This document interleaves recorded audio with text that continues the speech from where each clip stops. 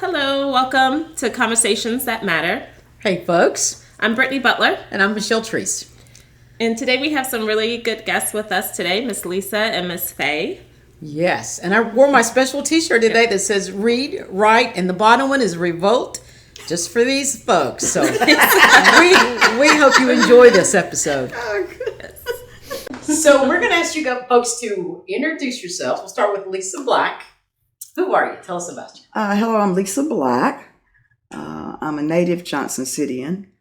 I'm the mother of 2 adult children, the nana to 6, 3 girls and 3 boys, and 1 great-grandson.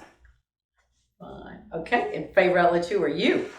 I am Clara Fay Rutledge. I put that there because that's tribute to both my grandmothers and then to my parents. So I always say that whole name. However, everybody that wants to remain my friend does call me Faye. I am a native of Jonesborough, really reared on a farm outside of Jonesborough. And I have 50 years marriage under my belt this past December, married to Cecil Rutledge, who is actually a native of the Boones Creek area of Johnson City. And we have 2 adult sons, and I have 8 grandchildren. Each son has 4 apiece, and I have 2 beautiful great-granddaughters. And I thought I was a retired English teacher. I retired from Science Hill in 2016, but that lasted about 6 months. And so I have been doing interims within Johnson City school system. And then in January of this year, I went to Davy Crockett High School, and I'm currently the junior English teacher there until the school year ends. Fabulous. Wow, that's great. That's great. Lisa, where are you from? Originally from Johnson City. Okay. I'm married to Pastor Bobby Black. We relocated back to Johnson City in 2018 after serving in the United Methodist Church for about 13 years in several different areas, one of the last in Chattanooga, Tennessee. So I'm a 25-year retiree of the city of Johnson City, and also 7-year retiree from the Hamilton County Department of Education and their purchasing department. So moving back in 2018 was something I wanted to come back home. But after being home for a while, I noticed there were not many changes in several areas. So I'm active in the community, in my church, and just here to not only be active, because you can be active. I have an active membership at Lifestyles that I don't use, but I want to be effective. Yes. I want to be effective. Yeah. I remember you coming into the area a few years ago, so I was thinking, where were you before? So Hamilton County where is that? That's Chattanooga area. but Okay. their school system is countywide. Gotcha. Countywide. We had African American, when I left, school superintendent. There were so many African Americans in policy making positions. And so it gave you a different flavor and encouraged the young people to be who they were because they knew who they were. So coming back, just want to, as I said, not be active, but be effective. And so see that needle move a little bit more in Johnson City, closer to what you saw in Chattanooga area? Somewhat. Somewhat. It was great to have Michelle Treese on the school board, and now Herb Greenlee. Now Ann Murphy is a commissioner. Vice Mayor now. The needle is moving some. I'll talk a little bit later about the community equity board that we had a discussion with. Right. Good. How do you 2 know each other? Family. That you can share. Family. It's family. Yes. Is it? Yes, it's family. Actually, and it's kind of ironic, but it's very typical of small communities. Lisa and I share a first cousin to her on her mother's side, and first cousin to me on my mother's side, because that cousin's father is my mother's brother. And we also were in church together. Her son Chris and my son Eddie were very good friends, and I found out this morning when I called Eddie to tell him about the podcast. He said, "Mama, I talk to Chris all the time. He's in Arizona." So that's what we were chatting about. And so we watched our children grow up, because we both at that time were in Friendship Baptist Church. And so it's just one of those things. And I must say that I loved Lisa from afar, as when you stop and think about this, because one of my elementary school friends, Juanetta Peeler, lived not far from her. And when I would come and visit Juanetta, she, in later years, let's go over to Lisa's. And so Lisa was like the teenager right there, and we were still, we were in elementary school. So, you always have those that you kind of, look to. And so I thought she and Deborah Simmons were just absolutely gorgeous, and so she didn't know that at that time, but that's kind of that. So you just kind of you know each other, from that. That's kind of history. And also, I had a great childhood in that my parents, both who are deceased, Albert Callahan and Shelby Culberson Callahan. My maternal grandmother was Frances Watterson Culberson, and after the passing of my grandfather, I was allowed to, because I was the first grand girl. I have to put that in. I know Lydia loved that. Well, we had a special relationship. So after the passing of my grandfather, I was allowed to spend not only summers, but also attend schools certain years here in Johnson City. My father was a coal miner in West Virginia. Most of his family, after him graduating from Langston, both my parents, Shelby Culberson Callahan and Albert Callahan, along with some siblings, graduated from Langston High School. After he served in the military, he chose to go back to West Virginia, where most of his family was, and he was a coal miner. So I went in the first and second grade to an integrated school, because in that community, whoever lived in that coal mining community went to that school. So I didn't know any difference of black or white. We did have an incident, and one day I was looking at the questions that you asked about what was the difference, that we were getting off the school bus and my mother was waiting for us, and she saw kids running ahead of us, but then me and my brother, because I had his, running after them. And she asked what happened, and I said, "Well, I don't know. We got off the bus," I said, and they said this N-word. So I didn't know what the N-word was. And when they were running, we were running. And she said, "And you would know my father." She said, "Well, when your dad gets here, we'll get this taken care of." But because we lived in that mining community, my father would say, we go in the mines, maybe separated by white or black, but when we come out of the mines with the coal dust on our face, you don't know who is who. So I gained my confidence from him. I gained my strength from him, because in that mining community, your life, you worked in pairs, and your life depended on that other person. Wow. That brings up something that I'm thinking about, because my mother, of course, and my uncle graduated from Langston.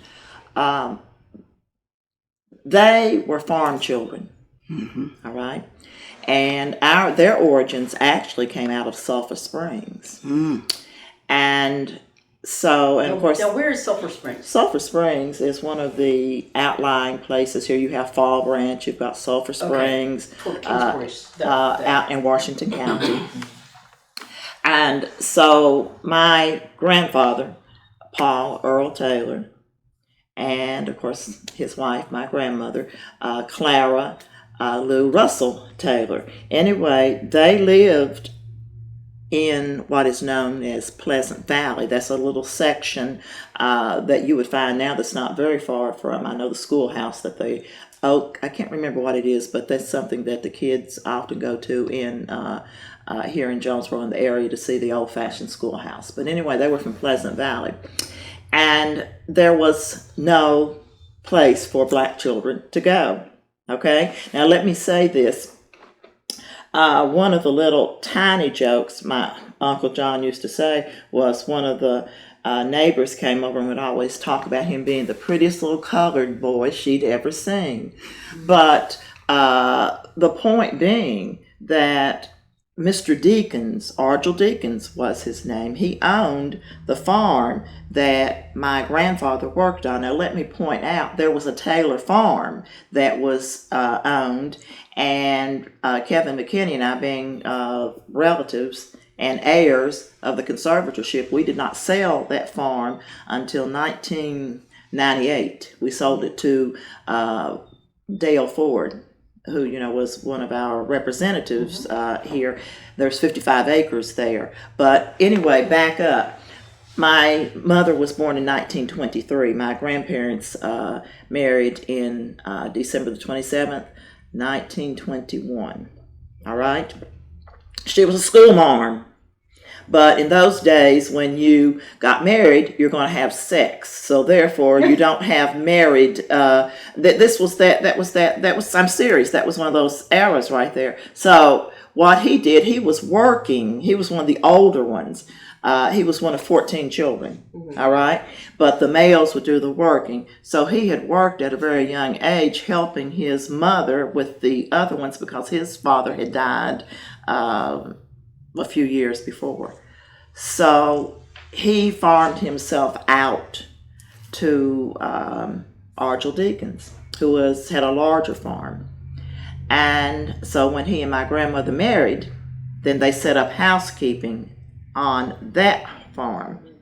And I can remember as a child, he often talked about Mr. Deakins being so kind to him because he would always do extra. He gave him his wages and anything extra, you know, you have this. So my mother and her brother were 16 months apart in age, but they all played with white children. They didn't know any difference. And when they started school, Mr. Deakins had actually told my grandfather, Paul, send those children here. They don't need to, you know, go elsewhere. But at that time, because there was segregation in this area, he felt like, no, I'm going to send them where the law has them to go. So my grandfather, at the very beginning, because by that time his mother had moved into Jonesborough because she was elderly and there was one of his sisters that lived in town.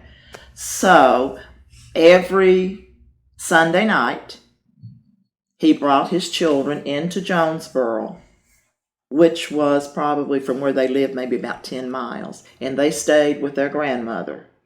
And they would go to school at what you now know as the McKinney Center. But it was the older building before. It was actually, I have pictures of it. It was a white building down on Spring Street before they have the current building. And they did that for a couple of years. And my mother said she would be so homesick, so homesick. So after that, my grandfather made an arrangement with the postman, the mailman. So he lived in that area, but he would have to come into Jonesborough to pick up his mail. So my mother and her brother then rode in with him every morning, which was 5 o'clock in the morning. And then he would drop them off at their grandmother's house, and then they would walk with the others because they didn't have a bus right then, and to go to what then was the Jonesborough Colored School. And that's what it was called. And my mother told me one day when I asked her about Booker T, she said, well, I'll tell you a little secret. She said, my daddy said at a PTA meeting one night, this is ridiculous. Why should this school be called Jonesborough Colored School? We need to name it. And he suggested, he said, after someone who was prominent in the black community or what have you. So they had a contest. And the contest was the children would choose Marion McKinney, of course his niece at that time, she would have been Marion Birdwell, and Hoover Bridwell. They both chose. They won because they both had the name, and that's why it became Booker T. Washington School. So with that, as the years passed, then of course Mama went on to Langston. And what has always, when you speak of the economy, I often think about this, how foolish when you talk about spending money. Every child that attended Langston, the county paid tuition on them. And that meant, because separate but equal, you still had to make sure that this child goes to a school that is closest to them. So technically you had kids that were living in Chuckey. If you actually crossed the fence, more or less, you would be in Greene County. But no. So they would pay tuition on all those children so they could go to Langston, because that was the closest school. So that's how my mother, and of course James Robbins, I was so happy when I saw his picture at Langston, because he was their bus driver and the mechanic and so on. And it was kind of ironic because he became mine, because this whole generational thing continues. Now my mother, who had been a school teacher, she decided that I was not going to Booker T, she and my father. And it wasn't that there was anything wrong, but she had taught there, as Ernest McKinney at one time had been a principal there. And it was two rooms, grades 1 through 3, there was no kindergarten, was in one room. 4 through 8 was in the other room. Now, when my mother and father married in February the 12th, 1946, they lived in Johnson City. And the first little house that they owned actually was right down from Dunbar. So she was familiar with this. So they decided that I was going to have an education that was at least equal. And I remember, of course, my parents didn't tell me this. I mean, I found these things out later. You do what your parents tell you to do. So I went to Dunbar, and I rode that bus along with Ernest McKinney Jr., who was Buttons. We were these two little kids, and so for first grade, we're riding the Langston bus. Now, he had an advantage. He lived here in town, so he wouldn't have to catch the bus until closer to 7:30. It picked me up at 6 o'clock every morning. So I have a strong sense when I talk about seeing the value of an education, because I was put on that bus, and usually by the time it hit Garden Drive, I was falling out because I had fallen asleep on one of the teenagers. So the way the bus worked, all the children that were going to Booker T, the bus stopped and let them out. So then Buttons and I, of course, would be on the bus with these kids. It didn't really seem strange because that's what I did. So my parents told me later that at that particular time, the amount of tuition that they paid just to get me through grades 1 through 6, they could have put me through 3 years of college, which has made me so value this, because I knew that it was important. And the only thing, the N word came up because the brother younger than me, and of course I have 3 siblings. By that time, integration came when I was in 3rd grade. And the only reason I knew there was something going on, because I shall never forget, and I loved her, Dunbar's principal was Mrs. Pauline Owen. And I could tell you the stories about that, but that would be another complete whatever. She was wonderful. She was strict, but she was wonderful.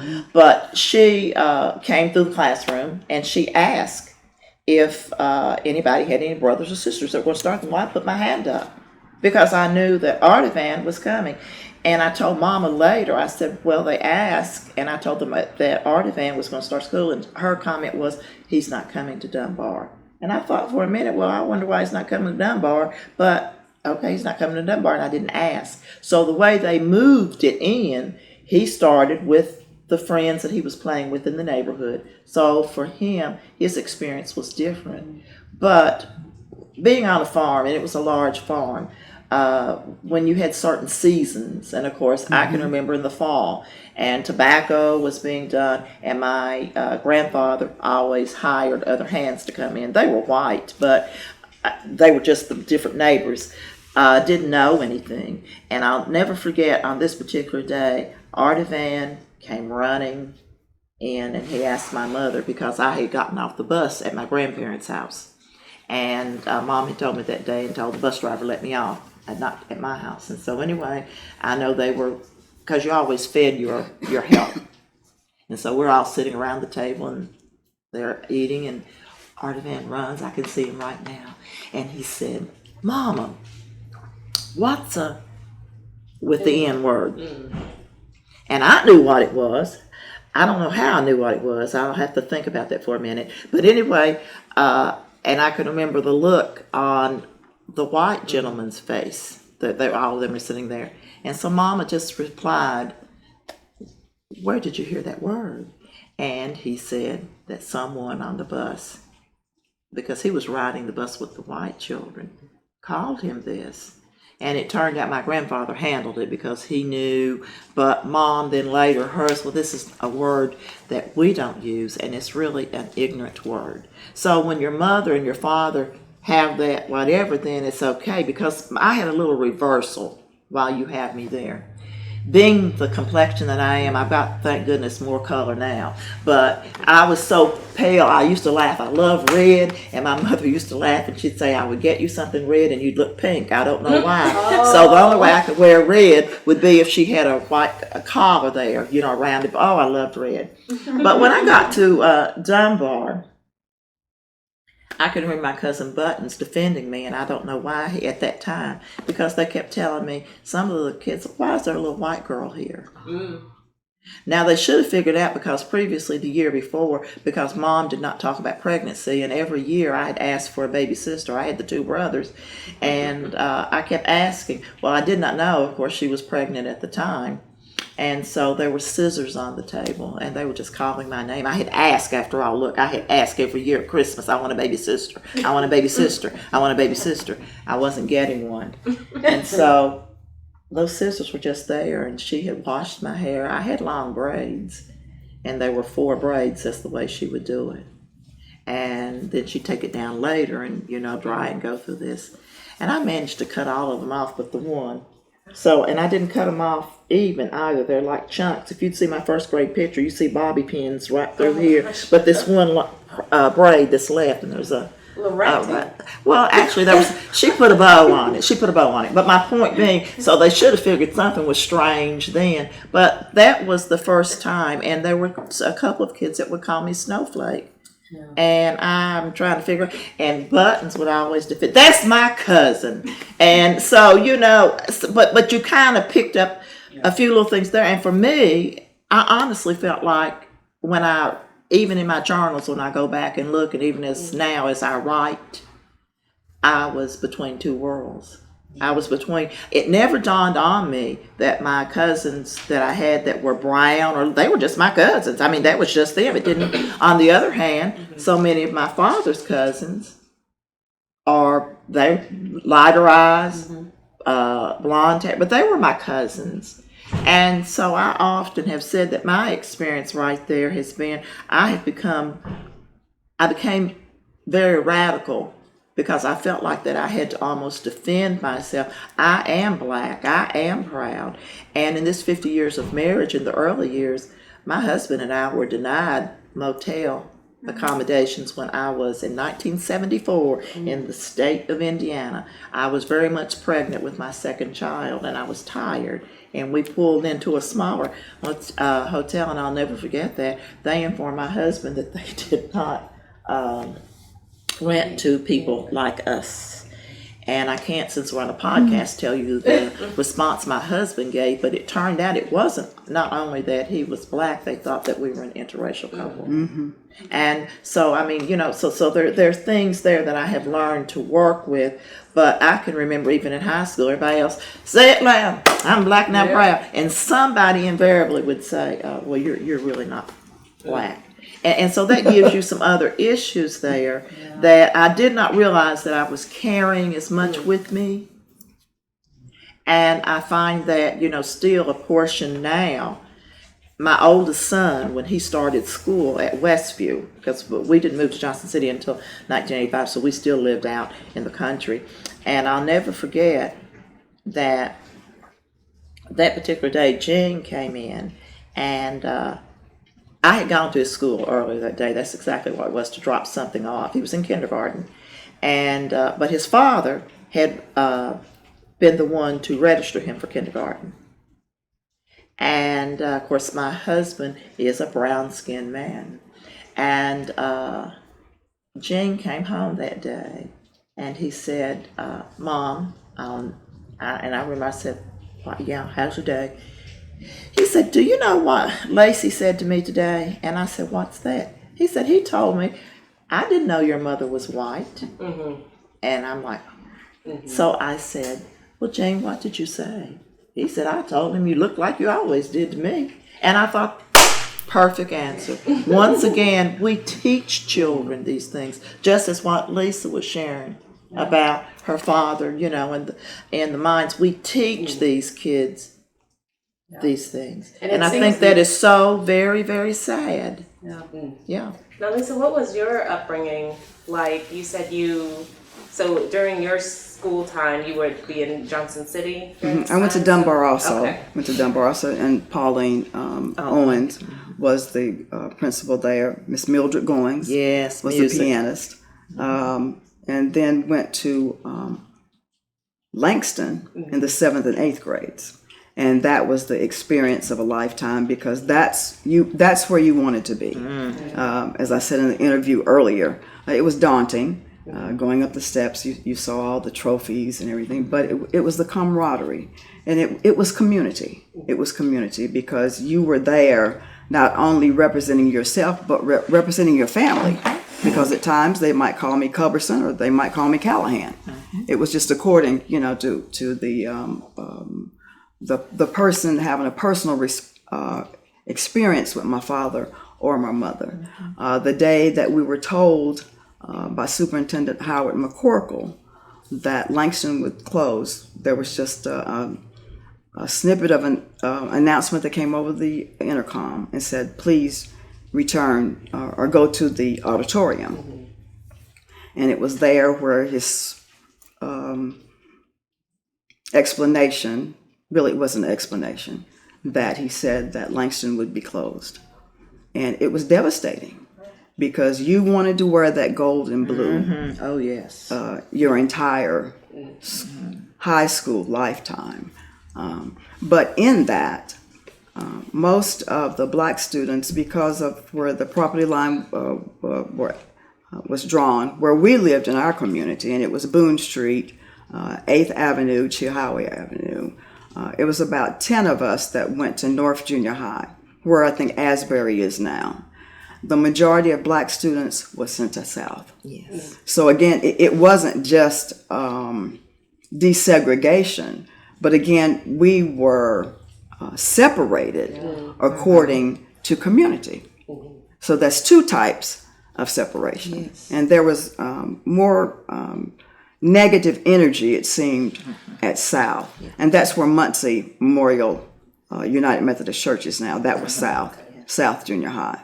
From there, and I called one of my friends, Sharon Brown Burke, yesterday and told her I was going to mention her name. I was sitting in the cafeteria, and I said this in the other interview, and I'll never forget it, in North Junior High, by myself.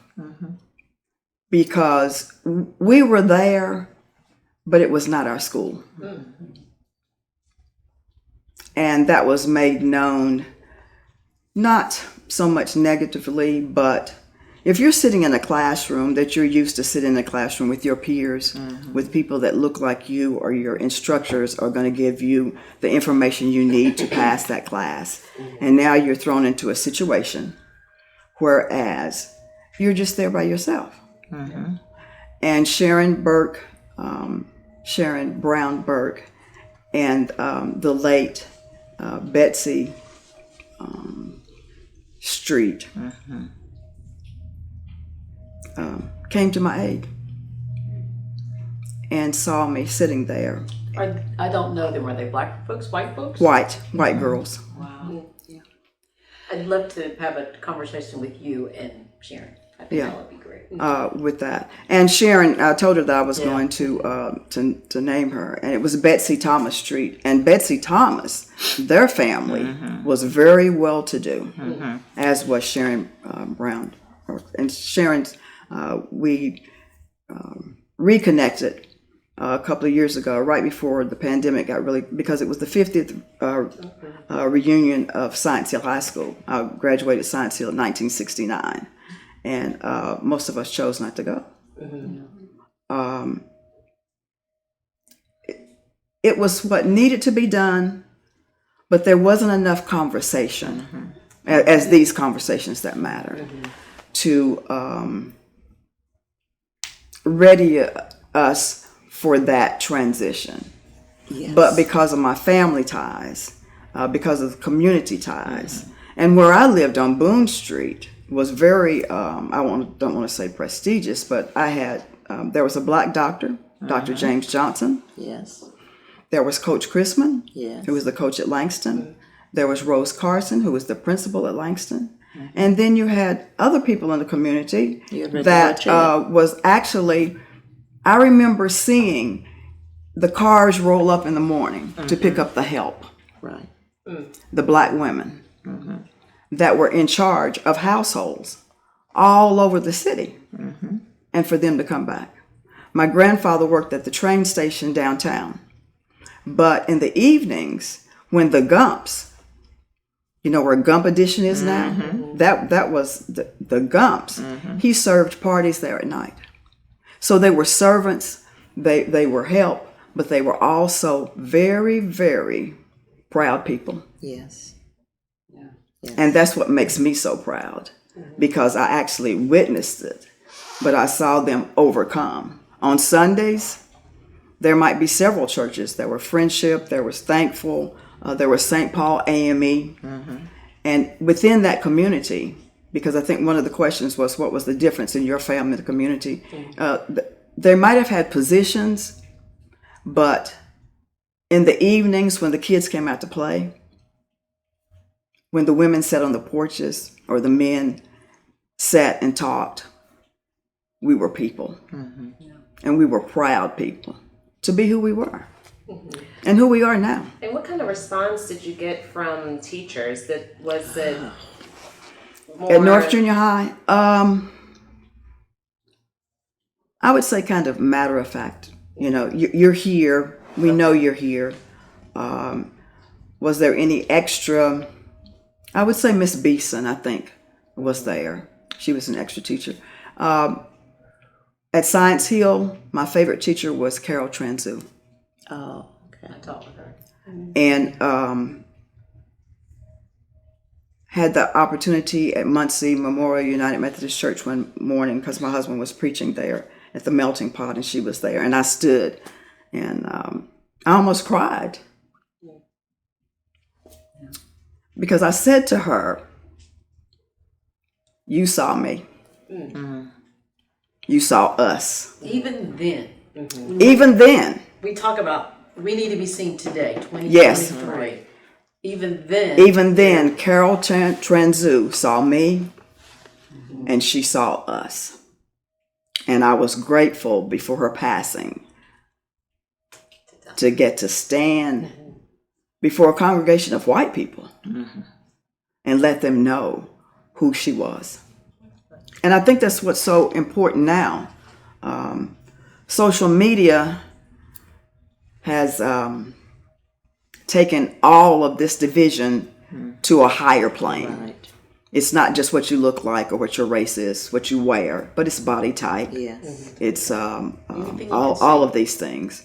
That now I think that our children are more endangered in that you have this this global conversation that they don't fit in. And I think that that's where we as a community, and as black women, as black men, or white women or white men, have a responsibility to make sure that it's not just equality, which we know it is the access. Equality is having the access not only to opportunities, but having the resources to make sure those opportunities are in line with who you are. I was hired at the city of Johnson City because of Reverend C.H. Charlton, who went to bat for me, who went to bat for others there. And my time there was well spent. And the majority of minorities or blacks now, I think, are bus drivers. I don't know what other positions that are held there. I was involved in JC 101 several years ago after I retired and brought it to the entire city commissioners. There is a lack of diversity within the administrative offices of Johnson City. That needs to change. That had to be 2016 we retired? Yes. 2017. 7 And years. And that was brought up again. I'm grateful for Commissioner Jenny Brock, who at January 21st, 2021, brought a proposal for the Community Equity Board to the Commission. And those of you that are watching, you can go to YouTube and see that work session, and you can see the results of that. We're here in 2023. It has not been discussed again. I have She was the only one. She was the only Only one. one. But there was comments made there to let you know.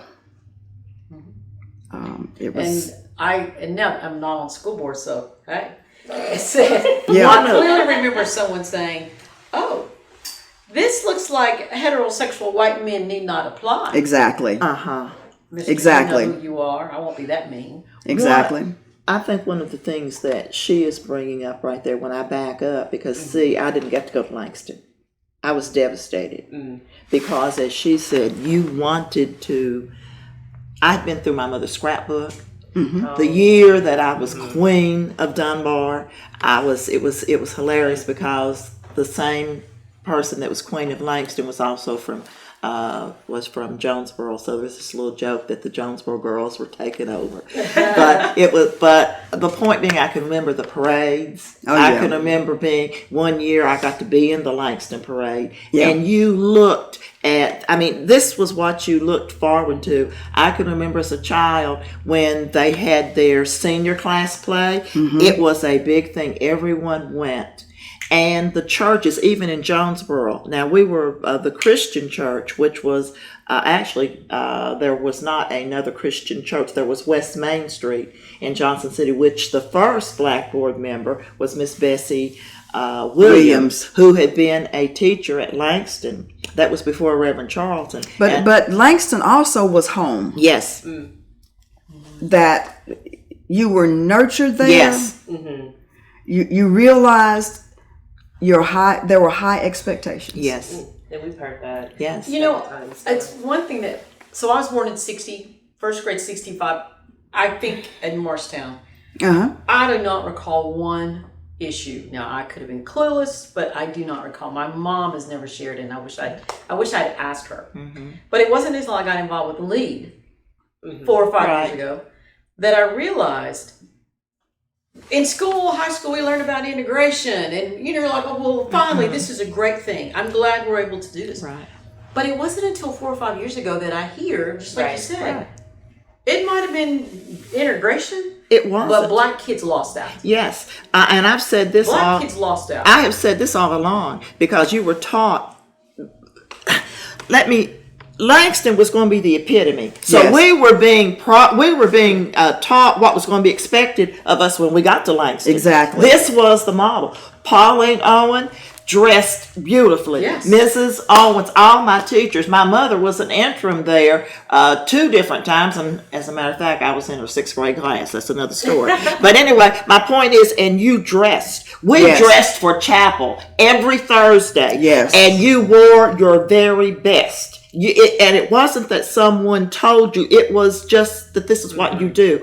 I attended my first symphony with Mrs. Goins, Mildred Goins, and it was such a treat because I was representing Dunbar. Yes. Buttons McKinney, Ernest McKinney Jr. rather, Juanetta Peeler, myself, and Sheila, who was Miss Goins' daughter, we went, and we were told we wore our Sunday best, and I still remember the flight of the bumblebee. But anyway, we were all there. This was an honor.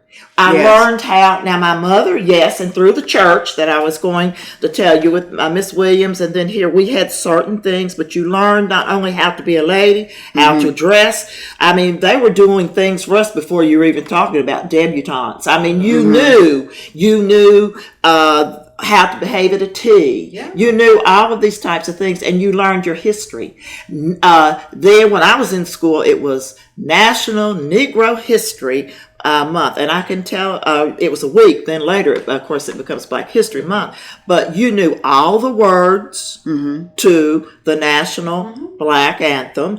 You knew your history, even those books that we had that had belonged to the white children. Yeah. When we got them, we had to put covers on them, and we would never have done the things I have seen as a teacher to books. We respected everything, and you knew that you were being groomed to be Langston. I mean, this was, I can remember I cried when I found out, because my parents didn't tell me, and they told me that I was going to Jonesborough. I'm like, what? I'm doing what? I mean, I cried, and I didn't have anyone like Lisa had right there. When I walked into the school, the bus picked me up that day, and my mother went out to meet the bus, and she told the bus driver she wanted, to know when I would be back, blah, blah, blah, those kind of things that you do. And he told her, and I thought he kept referring to Jonesborough High School as the white school. And I remember sitting, because I got on the bus, and my mother told him, she said, I didn't ask you about the white school. I asked you about Jonesborough High School. My daughter is going there. What time will you bring her back? When he pulled in, I didn't know where to go. Right. Literally. I did not know, do I go to the gym? And I looked at the bus driver and I said, well, what door do I go in? I have never felt such a sense of loss. Yeah. But being the oldest child and having your father, who was an elder in the church, I mean, he was, and there was expectations, because then I was that little heart girl. So those that didn't know what I was going through, there were people there that knew my parents, but there seemed to be some assumption that I was supposed to know what to do. So finally, the bus driver, when I'm still sitting there, he told one of the kids on the bus, would you show her where to go? And that's how I got there. And I was greeted. Now, there were other black children that lived in Jonesborough that were there, I guess, and see, they had each other. I had a group of kids that I had gone to school with, a group of kids I went to church with, and living out in the country, there were no girls. They were all boys, and the younger right there, so I was kind of a loner. And I can remember thinking, this is not like school that I've ever, I wasn't prepared for it. So I'm sitting there, and no one told me what to do. So finally, I still remember this one teacher in 7th grade who loved to tell stories about the colored man in Jonesborough. They were always doing little menial things. I've always loved English, but I had her for English that year in the 7th grade, and I was so happy when I no longer had to go into her classroom, because she would refer to a person, and I know that person has relatives, and that's why I'm not going to call the name on the podcast. Well, but she would say, and that, that there was a colored man. It was always a colored man, and I'm like, what? So it wasn't until my 8th grade year, and it was a white teacher, Mrs. Milky, whose husband was a Methodist minister. I think he might have been at Muncie. And she talked to me one day, because I was great in my grades, but she told me, I'll never forget, that I was, she could see I was unhappy. And I didn't know why I was unhappy. I couldn't even express it to my parents, if you understand what I'm saying, because I'd been so sheltered, and school was wonderful. And suddenly school was no longer wonderful, but I couldn't figure out what was going on. So Mrs. Milky talked to me, and it was that day that I told her that there was this 2 girls that were coming to me, asking me all the time, is your mother white? Is your daddy black? Is your daddy, or is your mother black? Well, we don't want N with S on it going to school here. They weren't saying that to these other kids, so I felt like that once again. Why me? And she took me under her wing, And she would bring, even when her daughters would outgrow their clothes, you know how you pass through the family, she took me there. And the other person, when I was looking at your questions, my Thelma Hannabass, who I love dearly, she was my junior English teacher. She taught me how to write. It was journalism with her. And that was my cup of tea. I was good because I was supposed to be good. My mother was on PTA then, and she was in and out. So you don't misbehave, but I never was connected. There was no one there. I can remember when they had tryouts for cheerleaders. Connie Crow tried out. That was, she didn't get it. So we had no representation as far as any of those things. You didn't feel like you really belonged. I did what was expected. And Mama couldn't understand why I wasn't so happy when I was a senior superlative, and then I got the school citizenship. That was the one that the faculty, she couldn't quite catch it, and I still didn't, even at that time. I could not verbalize why I was so unhappy. But I and think it was also the library, with that, the teachers weren't prepared, right? Because I'm not saying that it was a hostile environment. No. But they didn't know what to do. Right. They didn't have any guidance about this desegregation. There you go. Like, what are we going to do? Yeah. But then there were people that were kind with what they knew to do. There you go. And there were other people that were, I don't know what was coming from central office. See, that's the other aspect of it. We have no idea what was coming from central office as to what their responsibilities were. There you are. Well, and I, being a teacher, if I open up my school door this next year and there's a kid that walks in my class with, 3 arms and 6 eyes. Right. All I know to do is teach. Exactly. Yes. See, that's it. I don't need to be mistreating you because you look different. Right. And I think what I never learned in education growing up was how our black people or families were not respected. Mm-hmm. They were not, and I say very generally, I'm sure there's some Carol Tanzus out there, other teachers who did great things. But when you go from this school of a family school setting, where you're taught by, quote, family in the classroom, and then you go home to your actual family, and you have your, quote, family in church, right, and they're all mingling together, and then you're plopped in this place. That's it, plopped. That's the way I felt. And no one has a true, sincere regard for you. How are you expected to feel? Well, but I will say, that's the part that as long as you could play ball. Yes. And if you could coach ball, apparently. And if you could coach ball, you were fine. But as far as the Civinettes or any of these little groups, but that was music. So where did the black teachers go? This was the one. This is what happened for Jonesborough. Because see, we only had one black teacher who had been the principal at Booker T. Well, then suddenly she's the assistant librarian at Jonesborough High School. So you didn't have that. And again, now all my teachers, others, after that one right there, the others were very kind. And I can remember when I was so excited because I was asked to be a Civinette. And that was by, that was, I know. I'm older than her. I was a Civinette. And I thought, okay, but even being in the Civinettes, it wasn't like I was being, the teacher had asked me, the sponsor. And I was so excited because we went to barter and we did all these other little things. But that was my senior year. Mm-hmm. But up until that time, no. But what I was going to say, then I'll let Lisa, because she can go more in depth there, is the fact that the librarian, Miss Betsy Cook, at Washington County Library right there in Jonesborough, it was in the Chester Inn at that time, she was the one that I felt so close to because I always loved books. So I can remember I got my library card, 7th grade, and I still remember opening up the brand new pages of To Kill a Mockingbird, which I loved. I loved.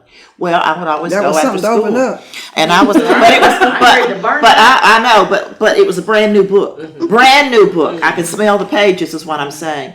And I asked if I could check it out, and she said, "Well, certainly." And so after that, one day I was in the library, and she said, "Faye, would you like to come to my house one day and have tea cakes and tea?" Now, I don't know, black or white? She's white. Okay. Dr. Panhorse, who was a doctor here in town. She was his doctor. I mean, his daughter. He was dead. She lived on Main Street, and those houses right through there, there were no black people there. And she told me where she lived, and so I came to her house and I had tea cakes. They were actually probably little Debbie cakes, but she had her but that's what she called them.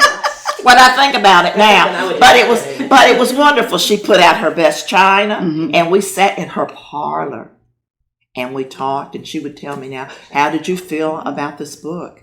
And we talked about it. And then later, there would be something else that would come through, and if they were new books, she would hold them and she would say, Faye, I thought that you might like this. And so I wasn't fitting in because I didn't live in Jonesborough. So the kids that had those little neighborhoods, I was a little up the street on Boone Street because my cousins, the Fields lived up there. So that's where I went. So when I would visit there on Sundays after church, and you would see Reverend Burchett, you would see what she's saying is very true. And people were talking, and my parents were very involved with church, so I would be going to somebody's church, it seemed like, all the time. But there was that whole sense there of community. And then I was coming and spending the night with them. And like I said, to this day, I really call it my lost years. And if I talked about it long enough, I would cry because I knew there was something wrong. I could not say what it was. I just knew that I was absolutely miserable. And if I didn't have to go to school and could have gone elsewhere, and my sister finally we were talking to her, and she said, the one thing that Mom and Dad didn't realize was that you needed, even with the integration, to finish out with your friends that you had started first grade with. And that's no fault of theirs by any means, at this point, because they were sending me to Dunbar because I didn't have what they felt like was going to be an equal education. And so now it's integrated, so you'll be in and I don't think they realize that part. But it was horrible. We have had one reunion after another for Jonesborough High School. Even though I am the last, I have never attended one. And my other best friend, Monty Johnson, I spoke of, it was the two of us. Buttons was a ball player, so he was accepted immediately.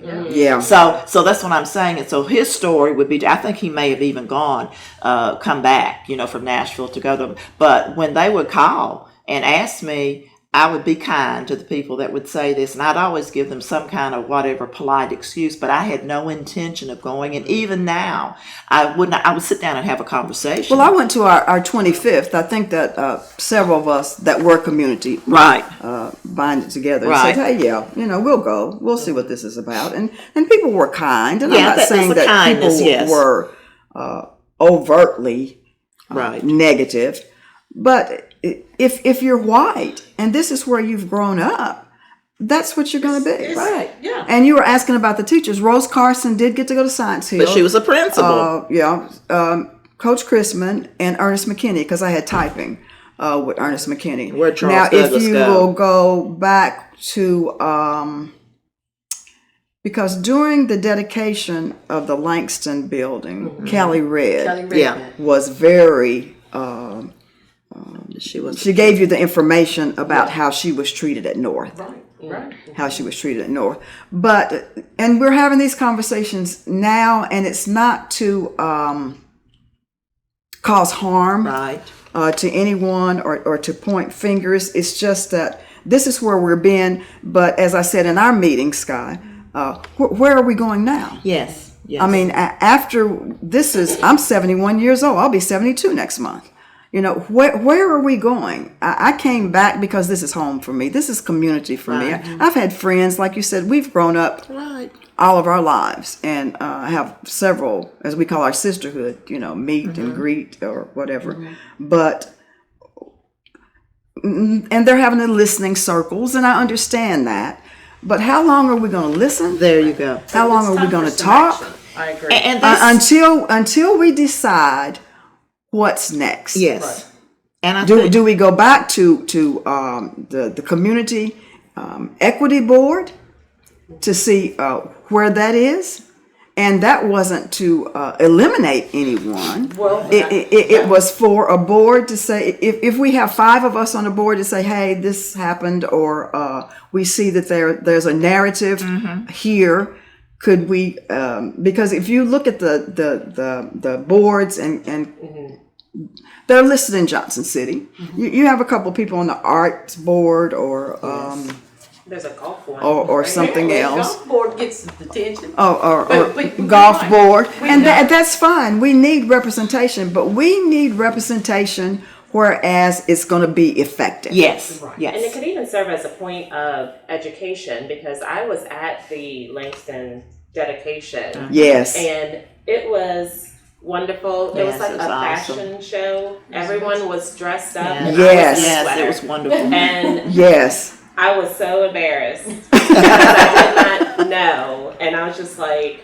this is awful. Of course I should have dressed up for this occasion. But you didn't know. And, Yeah. Right, because I'm not from this area. I didn't know the history Right. as much, Right. as rich as it is. Right. One of the things that has been so wonderful for me doing Seekers, the book club at Langston is, and I always say when I walk in, I can feel all of the ancestors that were there. And walking through there, and I laugh and I'll tell them, I said, well, down here, this must have been where my mother was doing the woodworking or different things like this, or this is where they were cooking, because the other thing is the house was torn down. But Yes. I have pictures. See, they had a house. They had a full house. My mother That was has home it in it. economics. Home economics. Miss Hale was there. And I have pictures at every room, and they actually had a house. Yes. And that was all for home ec, and they had everything. They had to decorate. They had all that. And so when you try to tell people this, they kind of look at you. But my thing is that at the end of every monthly meeting we have, because we're very blessed, we've got a very diverse group of readers. But I say, okay, but where do we go from now? Where do we go? Because the thing that I'm concerned about as a semi-retired educator, I'm seeing children who don't know their history and they don't see it. But it's not only for the black children, and I will tell the children, I said, we all have to understand where we came from. That's the bottom line, because history sometimes does have a way of repeating itself. Let me just, Anna Armstrong at Mountain View Elementary. I saw that. Yes. You talking about history? She has opened the floodgates. She has. She has opened the floodgates. Good. And Superintendent of School, is it Steve Barnett? Steve Barnett. He was there and he Yes. said to me, it's not only for Mountain View. This curriculum is going to be taught in every elementary school in Johnson City school system. Now, if I could get them to do that in Washington County. To Anna Armstrong. Yes. Kudos. Yes. We need to have her on the show. Yes. Yeah. And if Yes, we, yes, you do. Yes. and I'm really pleased Thank with you, that. Anna. Now, if I could get that in Washington County, Right. we have 2 high schools. And they're still, I noticed, because like at David Crockett, where I'm doing this interim, there's no black teachers. And when I look and I see the kids that are coming in, they tend to not have any connection, and when you'll get these little tiny comments, and I'll catch myself saying, well, did you know this? Did you know the other? And I think one of the things that has been brought up about the county is the fact that there was a division there, but it's a division that people don't really talk about. My husband was in Boones Creek.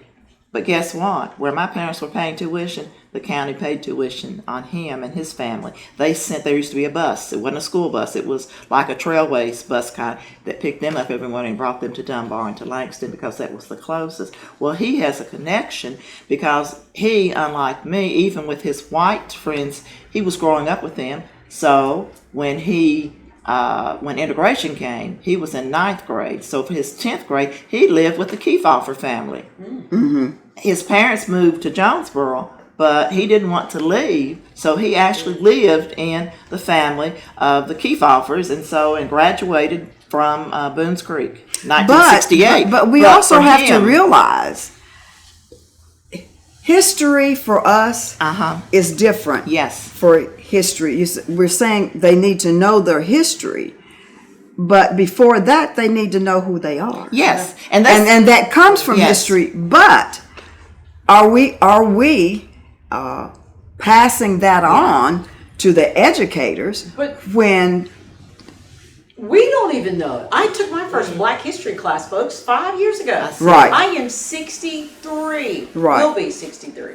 Well, 5 years ago. But I think what we're My kids don't know. But that. I'm I thinking don't where know about I'm this. thinking where we are, even when I talk about where we're going with this, is the fact that just what you're doing now. But we need to have conversations Yes. that are local, so kids that are living here can say, Yes. "This is what we did. Yes, this is it. No, this was not. This is not Birmingham." But one of the most wonderful things that Johnson City School System did do for me as a teacher there, and I will be eternally grateful for Catherine Edwards for that. When I found that grant in 2008, and I did the civil rights across Tennessee. It was open. Any teacher could have applied for it, but nobody did. Everybody, the closest East Tennessee person they had was Knoxville. And I got to spend 2 weeks. I went across with this group, and we ended up at the Lorraine Motel, but we also went to the Highlander. We were in Jackson, where the tent city. I had my picture made with Dr. Billy Kyles, who was supposed to be, Dr. King was supposed to go that evening in his home to eat with him, that kind of thing.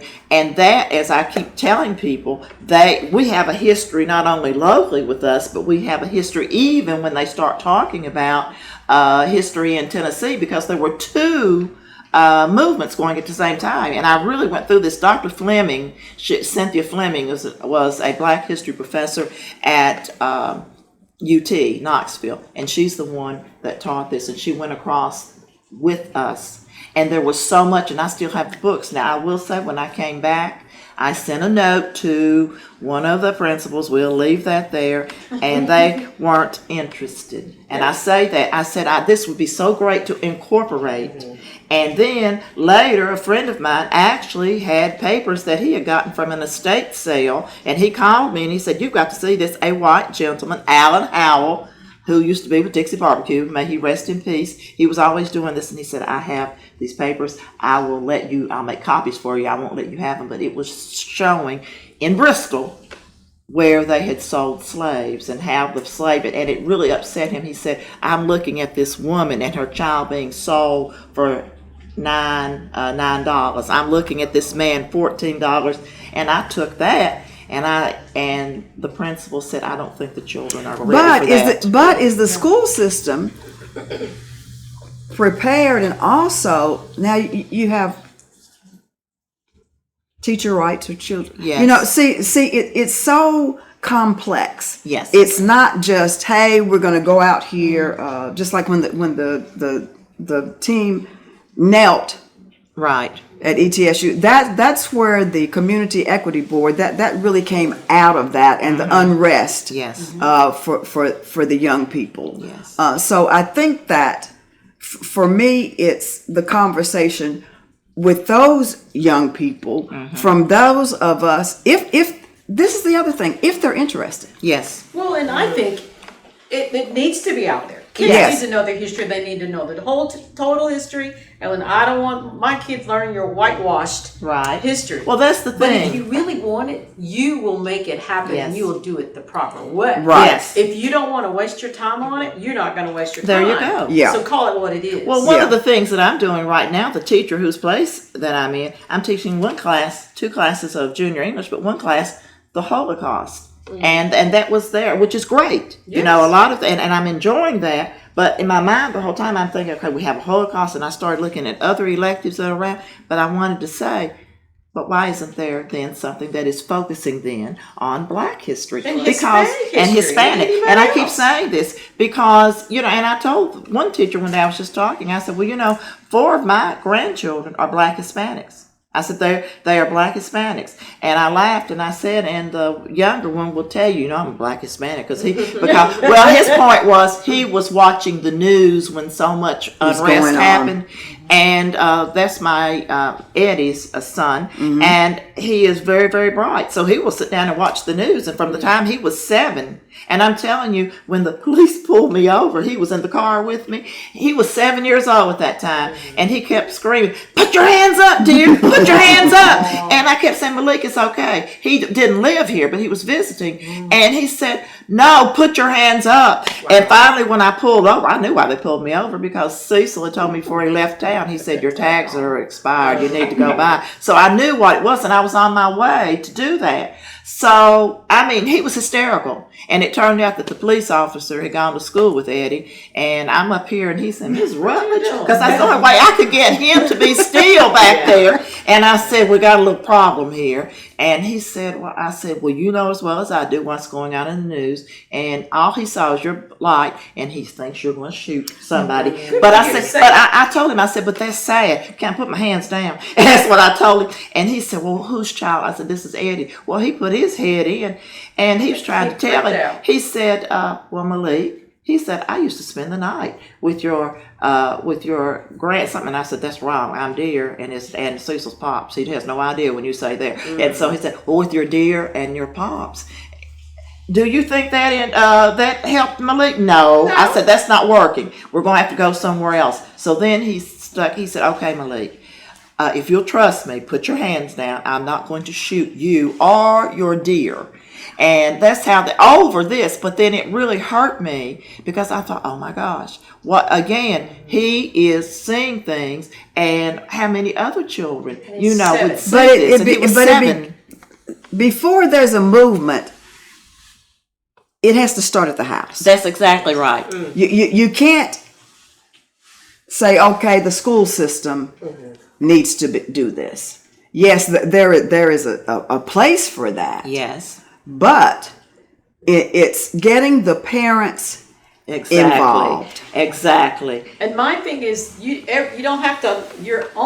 The only place of education is not the schoolhouse. Exactly. You can learn at McKinney Center every weekend, all the time. You can learn at Langston. Yes. There's public library. We don't have to go to When school do parents, this is my one question that has disturbed me with 30 years now under my belt of teaching. 2 minutes. Okay. When are parents going to accept the fact that you talk to your child, you explain, and then they move on? Then that gives us the platform that we can move forward with. And that has been you and I, Michelle, have had that conversation many times. I've had it with others. And this is to be inclusive. When I look and see so many of my Hispanic children out, that especially the migrant farmers, the kids that are coming in, and they're having a loss right there. Yes. So when are we going to somehow, as parents, because right now, Lisa and I are grandparents. You'll soon be eventually, yes you will. But we're grandparents and great-grandparents. So we have our stories, but we still want, and so everybody needs to know the stories. Then you understand, then you can have conversation. Right. Then you don't suddenly become defensive because someone says something and you're taking it. It's like, no, we're going to respectfully tell the story, and we're not going to make it ugly. We're laying it here and we're learning. But I also see that there's this generation of parents that are not doing that. And that bothers me. When we shut this camera off, there's a little conversation that I want to have with us about that, because we have to move productively and effectively forward. Yes. And not negativity on either side, but you can only do what you can do. Mm-hmm. Right. Guys, it is 11:20. Look at you. This has been great. This has been a fantastic conversation. I told you. I knew it was going to be great. I have to do part 2. We do. So thank you both. Thank you both. Yeah. Thank you for the opportunity. Thank you for asking me. Any events coming up that you know about? Anything you want to share with this group? If they case say for next month to go to? I know next month we're having some folks who were involved with the suffrage group. We have a lady who, I don't want to give all the details because I don't mess up her name. Right. But there is a woman who was from Johnson City who has a direct connection to the final vote that gave women in Tennessee the right to vote. Yes, that's great. Yes, and I So- read That's about great. that. That's Yes, cool. so she's going to Okay. be here. She's going to Okay, be that on sounds our great. show. Just please Yes. keep throwing words in for seekers. We this month, March, we're doing Their Eyes Were Watching God. Zoria Hershey. Yes, I have yes, that. yes, and that's When what and we're where? doing. The third Wednesday. I'm sorry, the third Thursday at 6:30 at Langston, and it's Yeah. we always meet on the third Thursday. In April, we'll be doing Hellhound on My Trail, and that's the FBI papers with Dr. King, how they were a book that's been written, and how the FBI was doing things there. We decided that we would have it in April because that, of course, is the month that he was assassinated. And Adam had read the book, and so we all are excited to be reading that. So that'll be April, and it's always the third Thursday at 6:30 at Langston. Do we need to have the book completely read, some of it read? We provide books for you either through the Johnson City Public Library, or if it's something that we can't get, we will, tell you where you can. Oh. So usually, the library gives us certain books. Sometimes they have to be returned to them. Sure. Sometimes they're yours. It's usually the first dozen that get there. So we'll post it. It will be posted on the page, and I'll And remind how do I Adam to do get on this. your page? Is it on the? It's on Langston's Langston page. page. Langston's Langston page. page. Okay. Yeah. It's the Seekers. Seekers. Club. And the good thing about that is that we used to record Conversation Matter every Thursday, usually the third Thursday at 7, at 6:30. Yeah. So that time is now open and free for you folks that are regulars viewing. So Okay. that makes it perfect. I'll be there. Yeah. Okay. Great. Okay. Hey, great. Anything else? Just keep doing what you're doing. Right. We love it. Kudos. This conversation more than matters. Thank you. All right.